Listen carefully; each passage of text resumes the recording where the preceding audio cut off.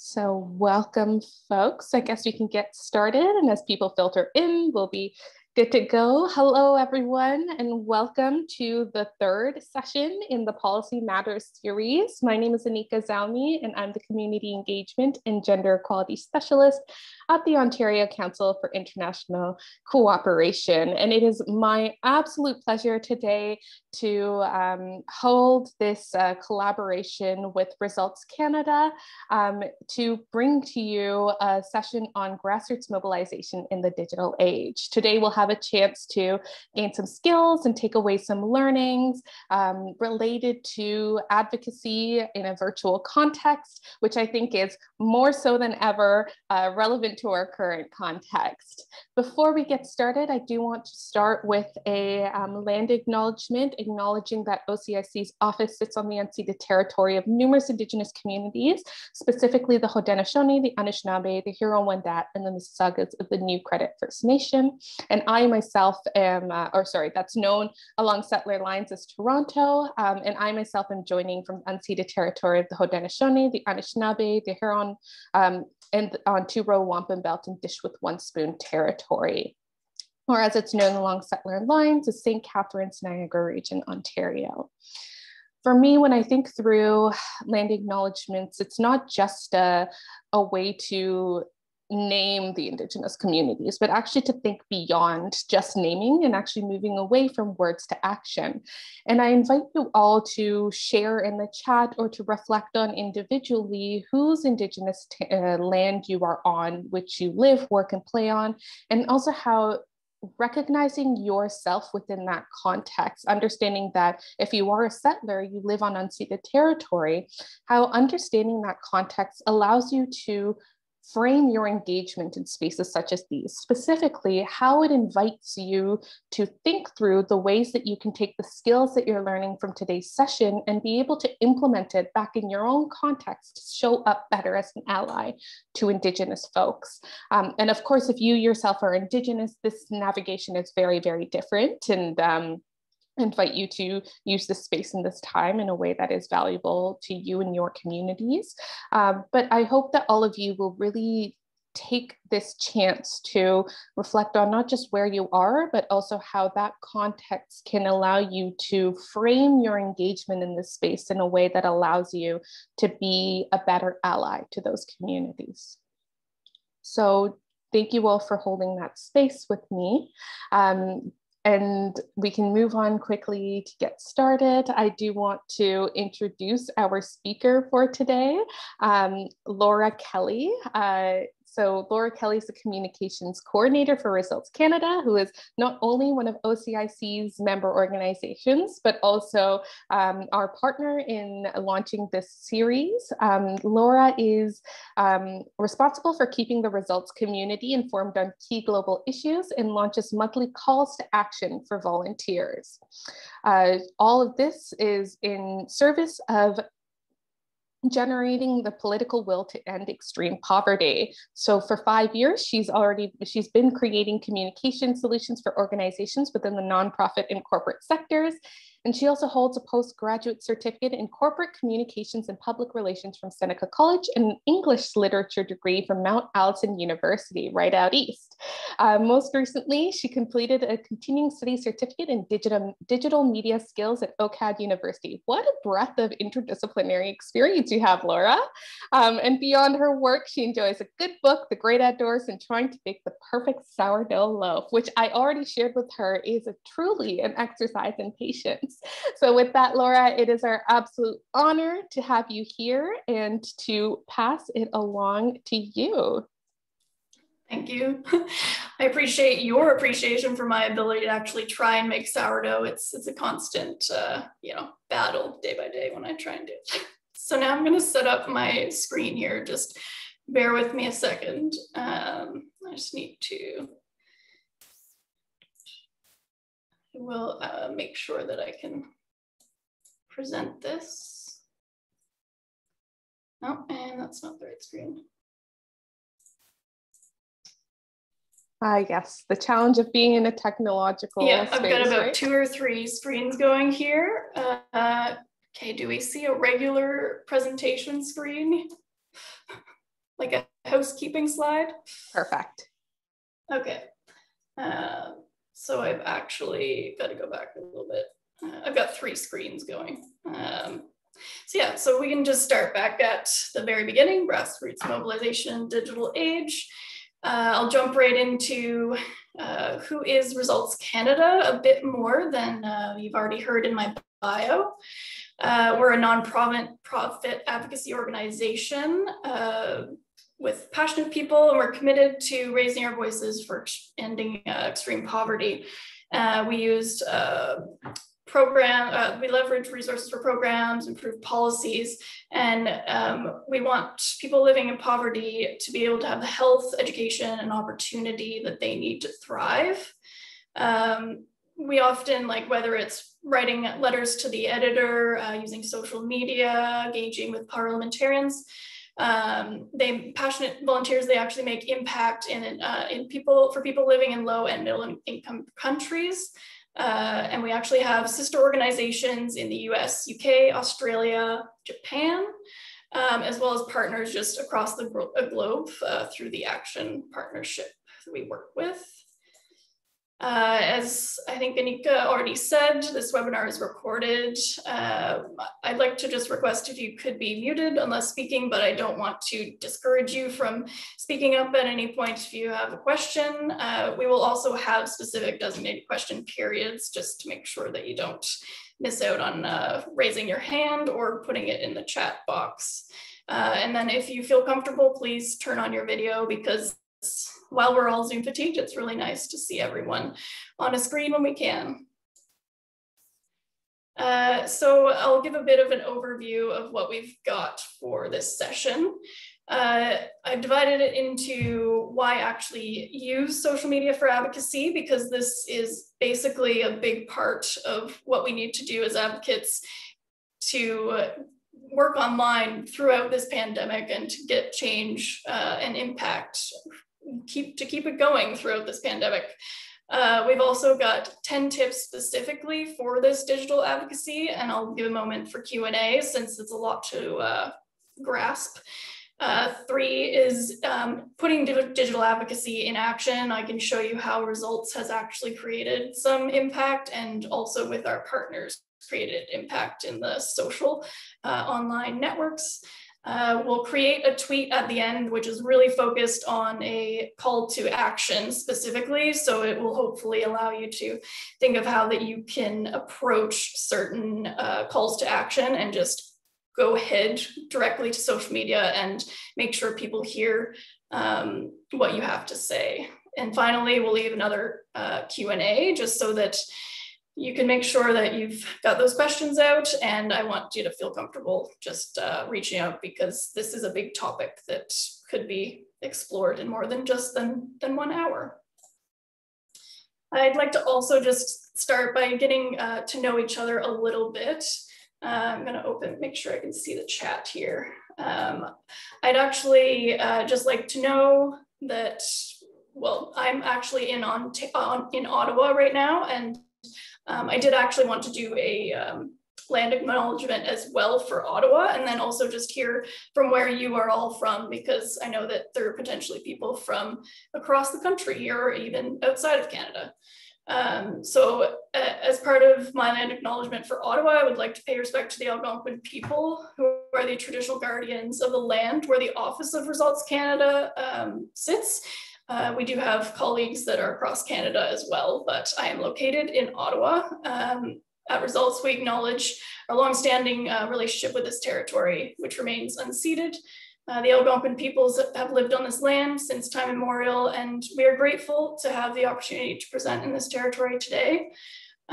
So yeah, if you feel comfortable, please put in the chat where you're from, because I'm sure that a lot of other participants will want to see that as well. I do hail from Nova Scotia, so I am born and raised in East Coast, and that's another big part of where I'm from. So I see lots of Ontarios coming through. Really nice to see you guys. Oh, awesome. And with that, you can keep putting your locations in the chat. I even see Africa on here. This is amazing. I just would like to do a couple icebreakers just to see where you're at with social media. And let me see, I'm not sure if you all know how to raise your hand, but if you can raise your hand to indicate that yes, in fact, you agree with my question, that I'll let you know in a sec, or you can just put in the chat yes as an answer to my question. And so my first question would be just, are you already using social media as a way to engage online, whether it's well, specifically for advocacy, but if not, like, what is your, do you have a level of experience with social media? If you could say yes or raise your hand, that would be awesome, because I can get an idea of where you're at. I see a few hands being raised. Awesome. Yeah, lots of hands. Okay. I see. Yeah, Anika, I see that you use social media, but you don't feel super comfortable with it. So I'm glad that even I can share with you a bit of what I know. My second question would be, for using social media, have you used Twitter specifically? Even though you may have used other accounts, can you say yes or raise your hand if you've used Twitter? Okay, good. Awesome. Probably almost half have been engaging on Twitter. That's good to know. So we've got a good basis. And for those who haven't engaged on Twitter, that's completely fine. It's kind of similar to other social networks if you've been on those. But again, there's little tips and tricks per each social media account.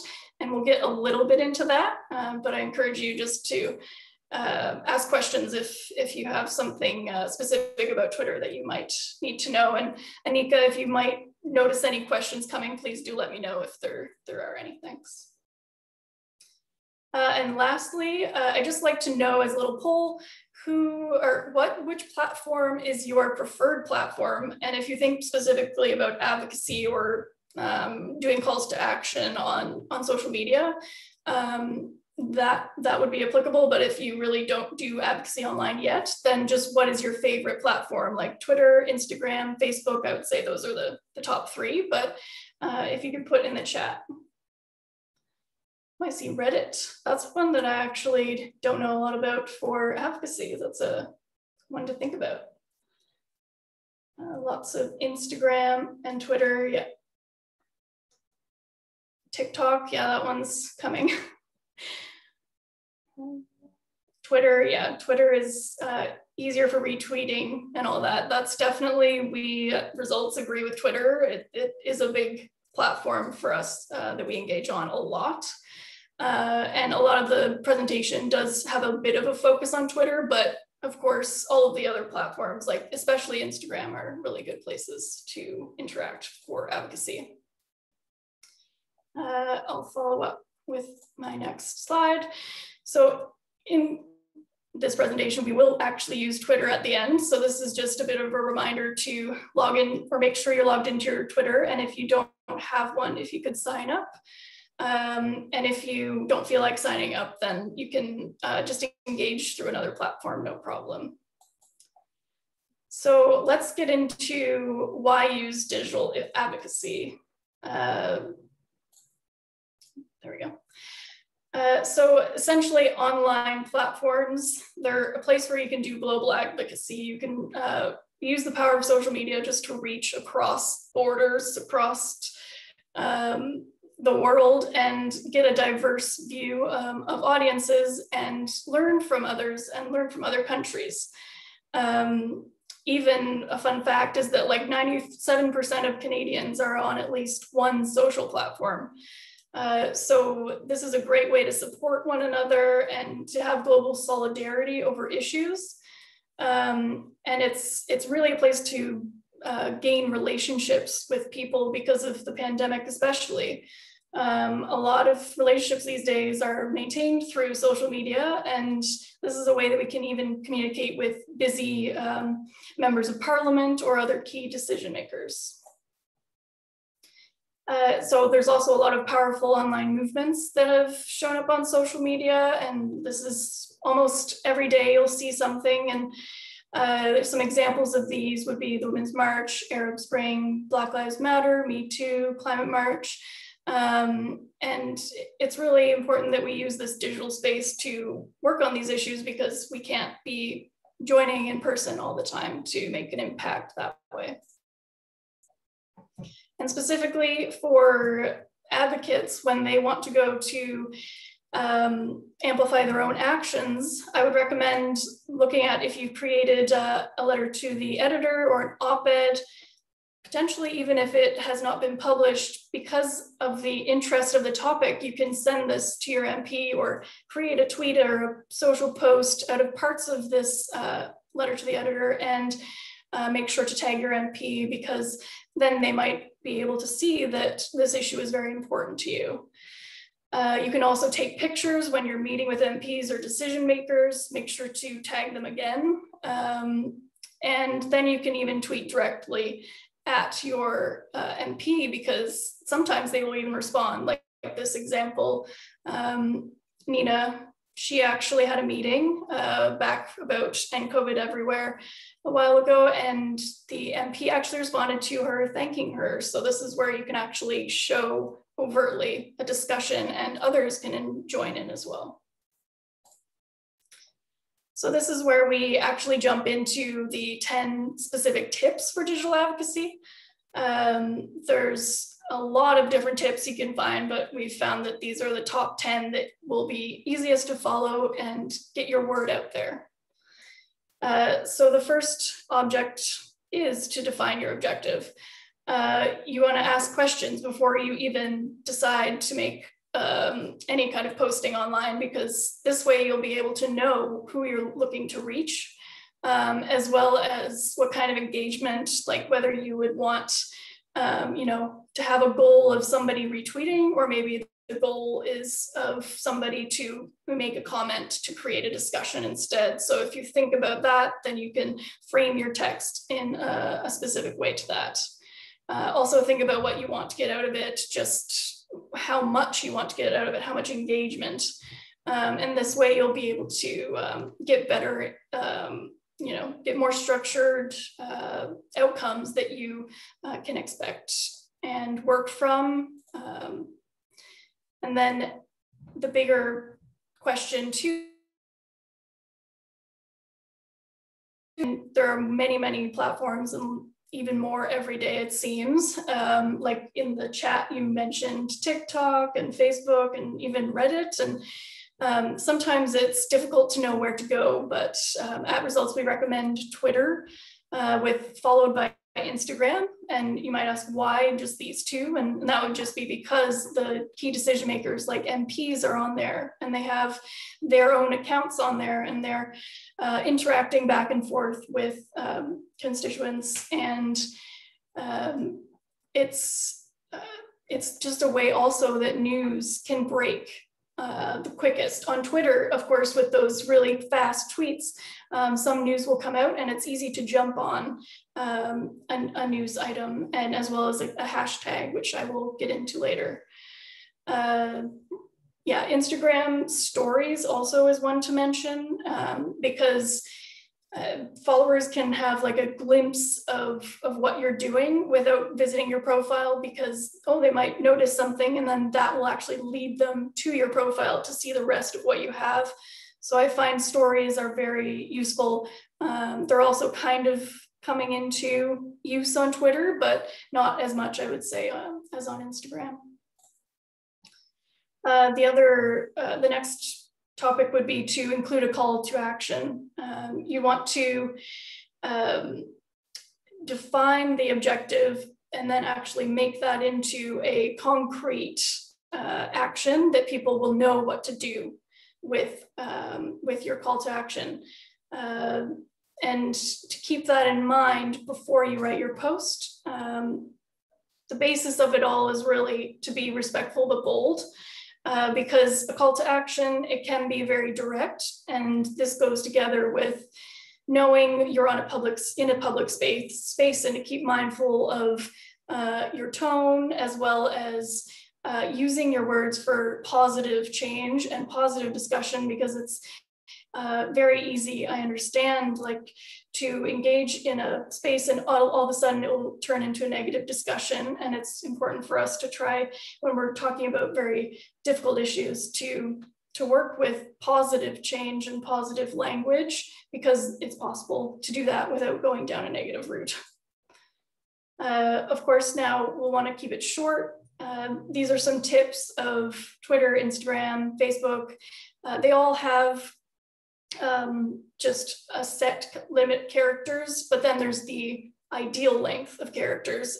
And with Twitter, it's 70 to 100, Facebook 80, Instagram 150. And a way to minimize your characters is to use emojis, as well as to keep the post to one thought to begin with. Another part of this is making it timely.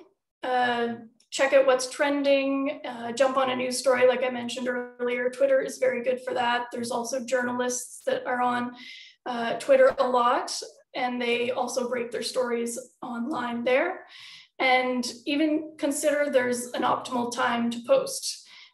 Of course, this has changed since COVID, so you'll have to keep up to date with this as it ebbs and flows, because in the past, Twitter, it used to be a best time to post on Twitter was Wednesday, and now it's turned for some reason into Friday. But organizations like Sprout Social are really good for giving this information out. So I would recommend to check that out on your own time as well. Just to make sure that, well, sometimes you can post right away, but sometimes if you are able to give a chance to look at when the key time to post is and wait, then some more people might see your post. The other key component is to use visuals, because of course people get interested by visuals. The opportunities are endless. Infographics, quotes from people, regular photos. And if you ever need photos on a specific issue, Results Canada has a really useful photo bank with our current issues. And right now we've got a bunch of images here. And let me see, I've got the link that I can send to you. Put it in the chat so that you can access that. It's under your tools, and you'll find photos, and then you'll look month by month at our campaigns, and you'll see shareables. So you will never be at a lack of photos for our call to actions. So one of the final components, just to add on to your text, is the right hashtag. This is how people will actually discover your content. I'm sure a lot of you have some experience with looking at trending hashtags. I'm actually kind of curious about what your hashtags are. Like, what are the popular hashtags that you use? Because it's always interesting to see what people use themselves. So like, for example, I often use the popular Monday motivation or Tuesday tips. But I would love to see in the chat, like, what are popular ones that you follow, or advocacy related ones, because it's always good to share, and other people can learn from what you have found, because there's so many different options. Like, yeah, like Kaylee says, the festival's name, organization's name, because using hashtags can draw people in, because they're all in, you can find them within Twitter under one section. You can Google, or not Google, you can search, for example, see Canadian politics, that one, you can Google that one and find all of the topics or all the people that have been discussing that. So I think a lot of people use that to follow different issues, and that's where you want to get into that space. But the ideal is not to go too crazy, like 2 hashtags per post on Twitter and maybe 5 to 9 on Instagram is what I've found. So we also want to tag the right accounts. So for example, senators, your member of parliament. I do have a link. If you don't know who your MP is, I'll share that. You can find them on Our Commons website, and then make sure to tag them whenever there's an issue that they might care about. If you have a relationship with them, that's a good way to keep in contact, as well as just reporters. And one tip I would say, if you don't know, is that if you have a tag at the very beginning of your post and you don't put a period before that tag, then the only person who sees that on their feed is the person that you have tagged. It doesn't go into the broader feeds of everyone. So that would be one to remember. And so finally, I'm on number 10. And this is very results-based because we have so many good resources. And I did already send that your tools link to our website, and you can find out how to use social media even more effectively beyond this presentation, as well as to communicate powerfully, use your words, even in like a meeting with an MP and all that. I can actually send the EPIC formula, which I'm referencing, the EPIC model there. I'll send another link in the chat, just because this is something that we can't even get into today, but this is a formula for even writing LTEs, where you want to make sure that you include your like call to action and your why and your own story, because giving your own story is a big part of advocacy and showing why you care. And so this is where I will pause and reflect, and we can go over the top tips for digital advocacy and get any questions if you have them. So define your objective, pick your platform, include a call to action, be respectful but bold, keep it short, timely, use the visuals, use those hashtags and tags, and use our resources. So I'll just pause for a few seconds just in case there are people who have questions at this point.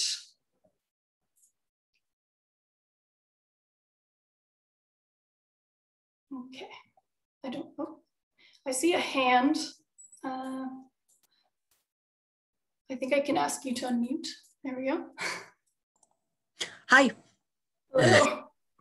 Okay, so my question, if you're doing international advocacy, how exactly do you get around some of the obstacles that certain governments will place in your path? Like if you're trying to do activist efforts on, say, WeChat, how do you get around obstacles imposed by governments? That's a huge question. I think that I might have to take it away. Like if either you can give me your email, or you can email me, because we don't actually have to deal much with that with our organization, but that's really something that I do want to look into.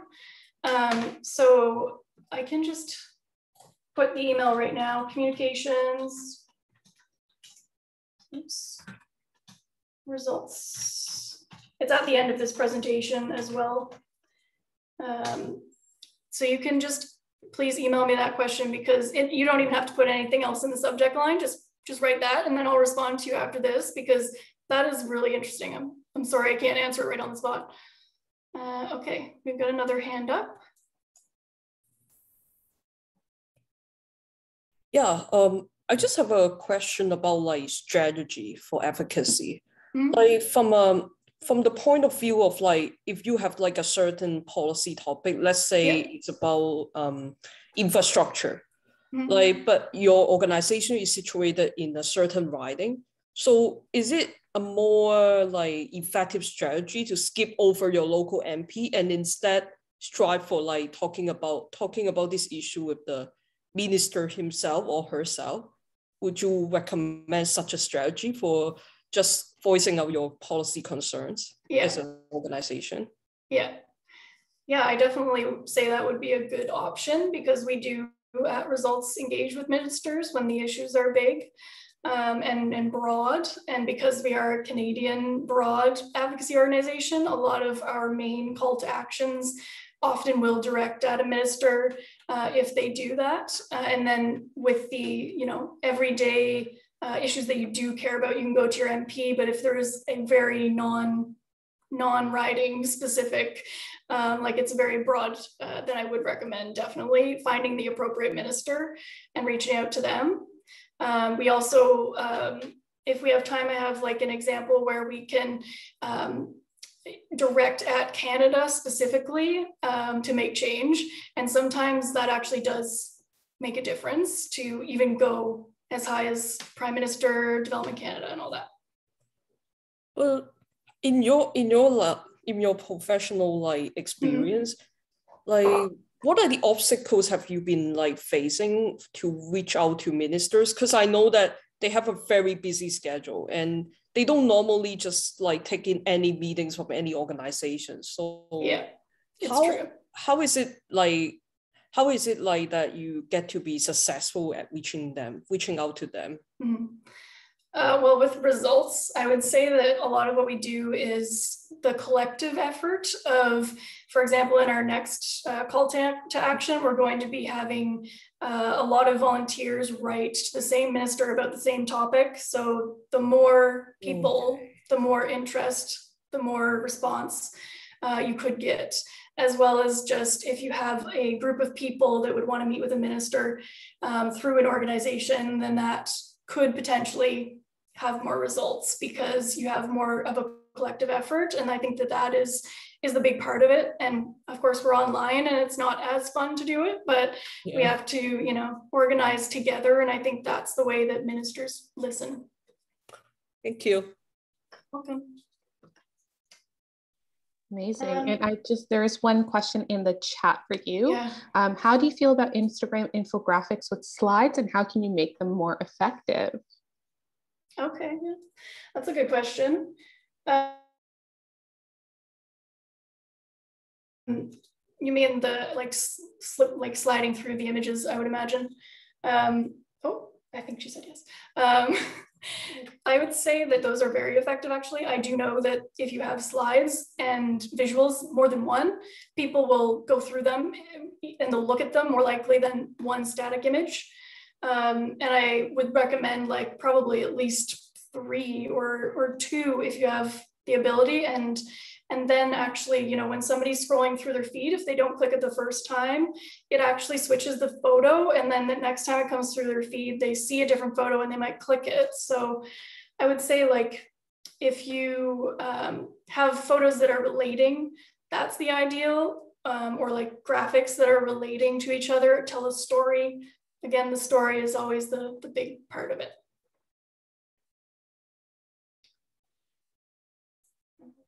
I feel like I saw another question. I'm not sure. I think somebody might have actually answered Connell, part of your question. It says, Guy says, I think generally encrypted platforms like Signal or Telegram are better for that. So I'm not sure how much you know about that, but I will also look into it. Yeah, he says, okay. Okay. Well, I think that if I don't have any more questions at this point, I'll just move on to the next section.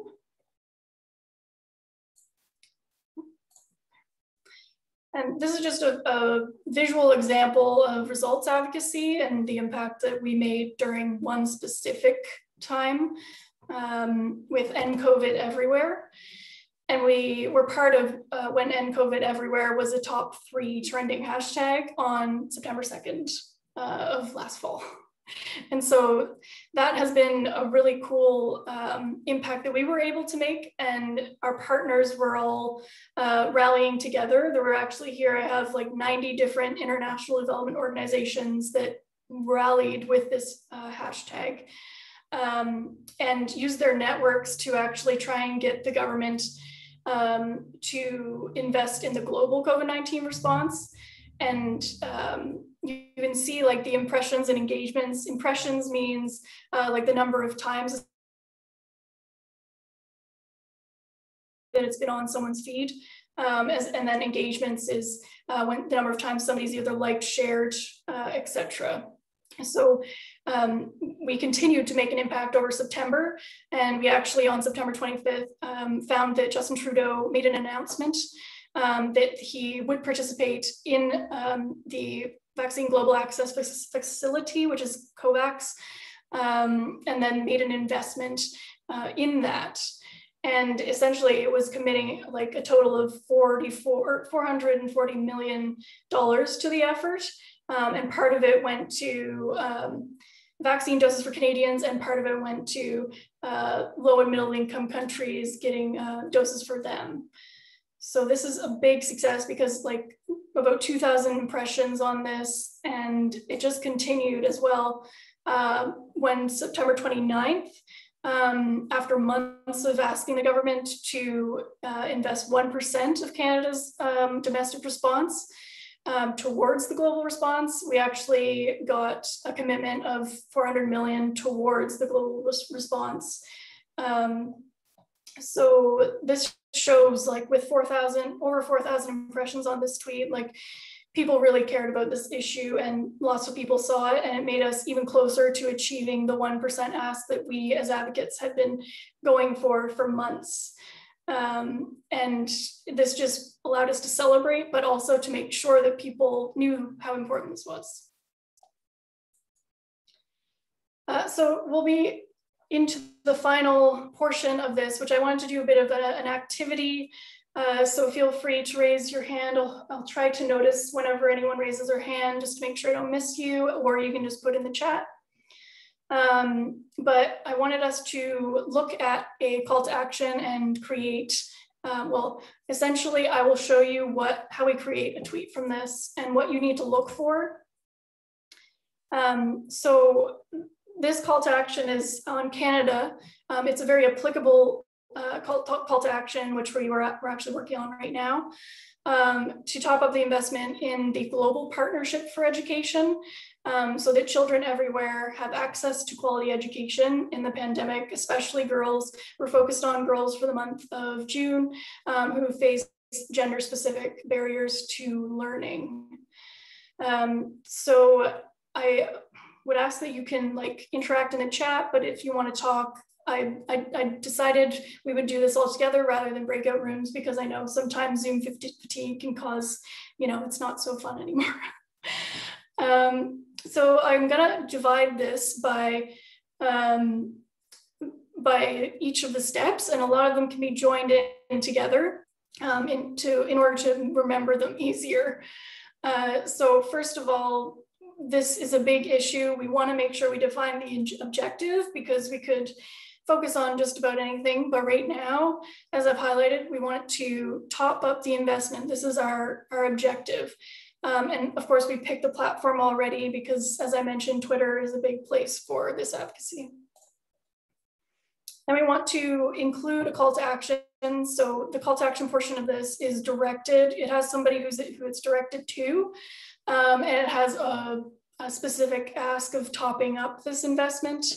And then, of course, always remembering to be respectful but bold in your language. So it's very much just, we really call on Canada. We're asking this, and we're not forcing the subject. The next pair would be keep it short and timely. And I've highlighted here that access to quality education in the pandemic is essentially the basis of this. So we want to remember that when we're creating a tweet, because we don't want to have multiple ideas going on at once. And this is where I would also remind you of the EPIC formula that I did share before, because knowing what you need to zero in on is a big skill.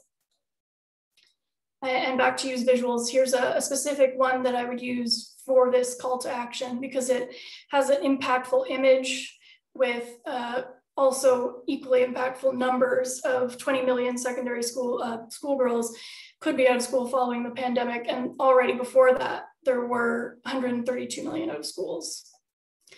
I'll go on to the next one. And then we will want to use the right hashtags. So this is where I actually wanted to see if you might be able to brainstorm a bit on what hashtags we could use for this call to action. I'm not sure about your level of comfort with doing this, but I've tried to do highlights of the areas where we might think of hashtags for this. So if you could please just put in the chat or raise your hand, however you like, what you think we could use for this call to action in advance of creating the tweet.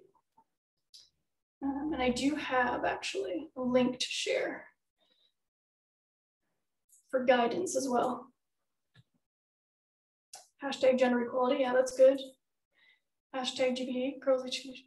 That's good. And here's some guidance as well, keep coming, but our current campaign has at the very bottom of the page, a list of key hashtags that you could use. Oh yes, SDGs. Change now, yeah. These are all very good ones. And now I'm gonna move on to tagging the right people. So in this case, we're looking at Canada and Global Partnership for Education, but sure, we'll tag Global Partnership for Education, but who might we target within Canada that would be interested in girls' education? Does anybody have an idea? You don't have to know their handle or anything.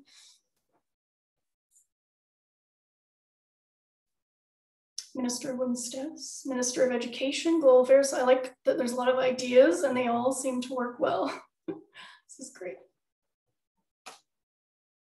Yeah, your local MP, definitely, because it's individual to everyone. And if we're making a collective impact, we want to also zero in on our individual's experience and make sure that our individual MP knows as well about this. Female ministers, Save the Children, good point. Specific organizations working on these topics, yeah, definitely.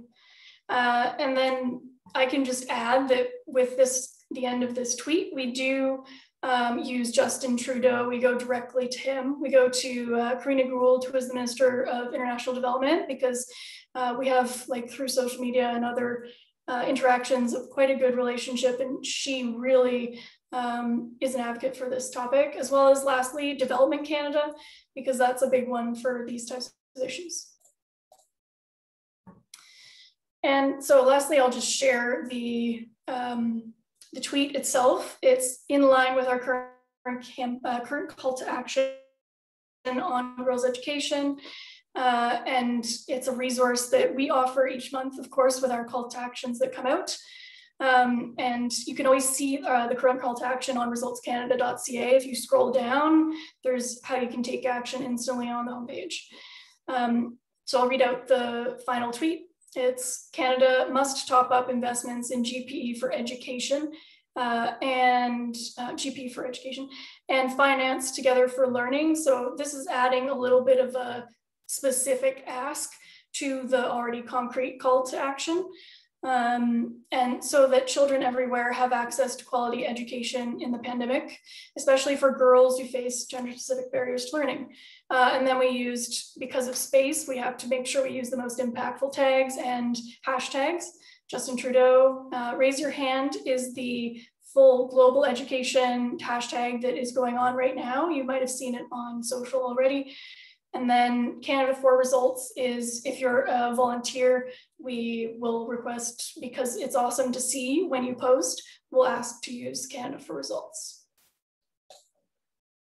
And so if you are up for it, it would be awesome if you could tweet with us right now, because like I said before, that collective impact is the biggest part. But I don't want to just restrict you to one tweet. You can share a tip that you learned individually if you like. Let's see if there's anything. Oh, and I do actually have a link to this tweet if you want to do an instant tweet. Let's make sure I got the right one. Yes. So you can click that button and just go ahead and retweet right there. Or, I mean, also, if you want to raise your hand and share the best tip that you learned from this, I feel like that would be really helpful as like a bit of a review at the end. If there's anything big that stood out for you, just feel free to put it in the chat or raise your hand. And that will lead me to our final question time. So if you'd like to raise your hand for any additional questions that came up after that last section, because I know that it was very specific to a call to action. So there might be more questions that have come up after that. But yeah, definitely thank you very much for coming and joining. And I open the field now to you guys.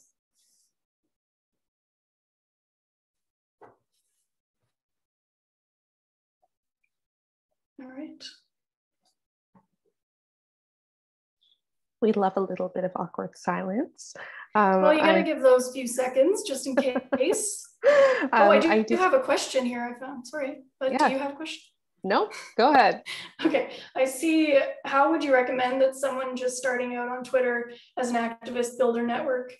Yeah, that one is definitely something that you'll want to take some time to focus on where you want to target your posts, because this is where you start using those hashtags that you want to be in the conversation on. Definitely reply to topics of interest, like even if there's like the Prime Minister or Karina Gould, if any of these people post something, just comment on those, because they will definitely, yeah, like Anika says, find a niche that you focus on, because it's not worth just trying to be everywhere. That's where Results Canada is very focused, like with MP engagement, as well as just like engaging the collective action for ending poverty. And we have our whole action network that we draw on.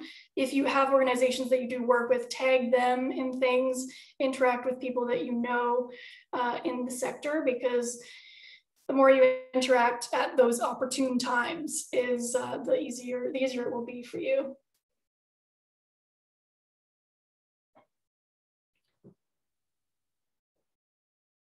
Yeah, and definitely follow OCIC tweets and Results Canada on the screen here. You can find us on lots of platforms, but we are super active on Twitter.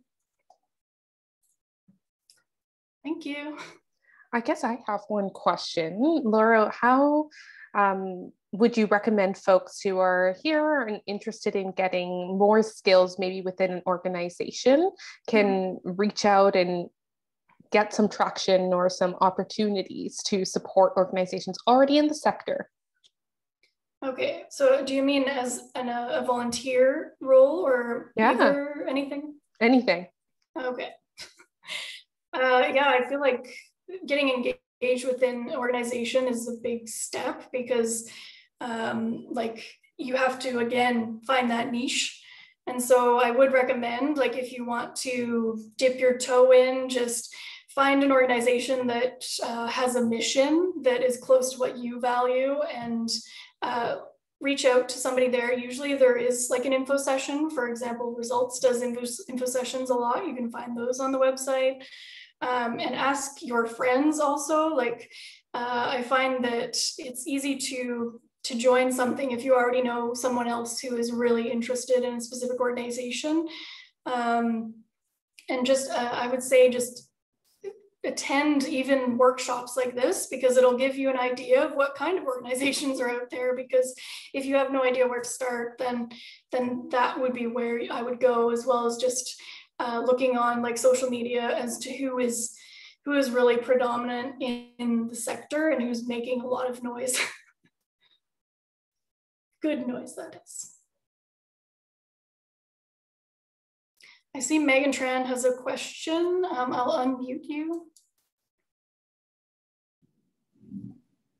Yeah, I just had a question about whether you had any tips or things that maybe people should keep in mind in terms of digital advocacy with safety, because because just at least for me, I just think about how like social media is so public.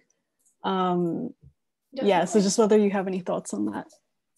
I mean, actually recently we did do a lot of work on creating kind of a guide for this, and let me just see if we have it up online.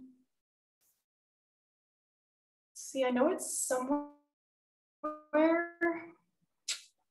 This is where, is there, Anika, is there a way that we share the recording after that I can have this included with the recording? Okay, yeah, because I think that this is a good opportunity to look into safety, because you have to, like part of the whole be respectful but bold, you can be as positive online as you want, and sometimes the issue is just so dense or intense that people will take it in a negative way. So it's so easy to get drawn into that, and it's important to remember what we're working for. And I think that what we got together here, I don't remember where it is right off the top of our head, because we just created this sort resource. So let me have Anika share it with you afterwards.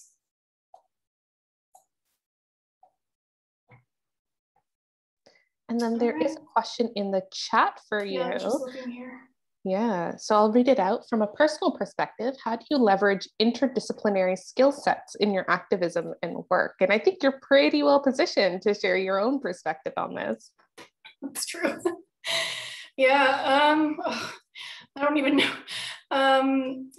Like I would say leverage your past experience in the terms of your thinking and approach to what you do, because the way that I communicate, given that I was in a corporate setting before, is a bit different than what some people who've worked in nonprofit predominantly communicate, because obviously it's going to be just a little bit different. So if you can think of like from your background, what is useful to adapt, like in my personal experience, it can be, of course, corporate speak can be very direct and like quite simplified. And sometimes that actually is a really good useful tool for advocacy, because you need to get straight to the point. But at the same time, I think joining with nonprofit, it's like adding your story to that really concrete ask.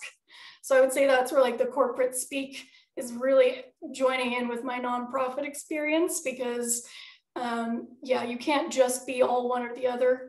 I don't think in an effective way, like you start with your story and you add like a very powerful ask. And that's my best example for like joining those two worlds together. But yeah, I think that there's an easy way to embrace where you come from, even if it's not always nonprofit, because I think I was, before coming into nonprofit, I didn't know too much. And now it's like, I noticed that my experience is valuable, and I think never be intimidated going into an advocacy role. And I can see how it's hard sometimes to get into advocacy, because it's like, oh, I don't know, I've never done it. But that's where at Results, like we try to make it more of an approachable thing for just about anyone to engage in if they're passionate about something. That was a very good question. Seeing lots of good interaction in the chat as well, so. Thank you for being so engaging.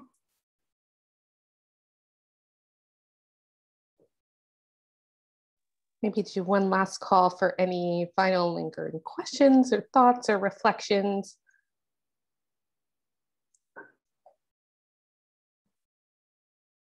Sounds good to me. Yeah, thanks for the great presentation. That's just my last comment for you. Okay. Thanks so much. I hope that you'll like continue doing some research into how to deep dive into the world of social media. It's kind of endless. So I hope I've given a good intro. Yeah, definitely. Especially like given my past experience was working for a politician. So right. yeah, the kind of social media engagement is I wouldn't say it's not about advocacy, but more about like promoting the government and also advocating for government's policy mainly. That's what I used to work for. At least you understand that side, and that's where I think the interdisciplinary thing does help. Yeah, that's the reason why I said like gaining experience through working for a politician also helps you to understand their kinds of mindset with social media. It really does help. Yeah. Amazing.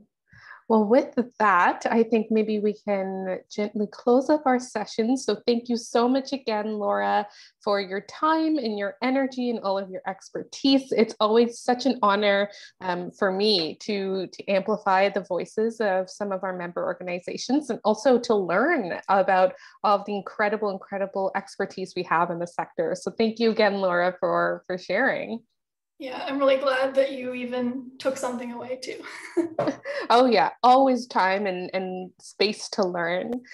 So to all of you that are in attendance, thank you again for joining us for the third session in our Policy Matters training series. On the screen, you'll see kind of a summary of our upcoming events. We have a hackathon on the weekend of July 10th. So that's not this coming weekend, it's the weekend after, which you can register for on our Eventbrite. It will be registration only, and you will have an opportunity to work on policy issues over a weekend with a group of folks. So please do register if that interests you, and we look forward to having you there. And then on July 17th, which is the following Saturday, we will have an afternoon session on grant writing hosted by Taking It Global's Rising Youth Program. So if you're interested in kind of building on all of the momentum and skills that you've learned over the past few sessions and putting it into action in your local community, I do invite you to join. But with that, once again, thank you to everyone for your full, wholesome engagement today, for your interest, and we look forward to seeing you in coming weeks. Thank you again, everyone, and have a great rest of your evening.